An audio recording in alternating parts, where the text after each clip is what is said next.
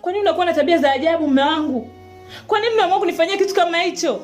Kwa nini unaamua kunidhalilisha kwa mdogo wangu? Lakini mke wangu nisikilize, njoo kwanza tukae chini tuzungumze kwanza. Nikusikilize nini? Hebu shemeji, mwambie ukweli baba. Nimwambie nini shemu? Nimwambie nini? Mimi nataka kubaka mimi. Unataka kunibaka ndio? Muda wote unataka kunibaka ndio?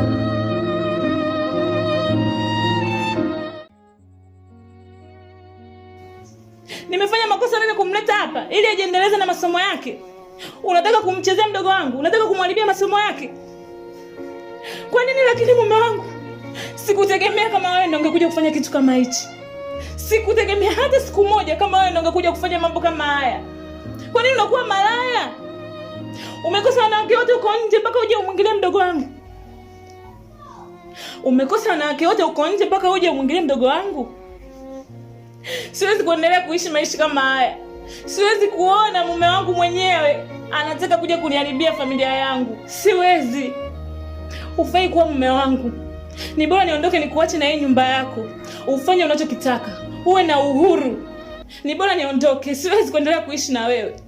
Mdogo wangu tuondoke.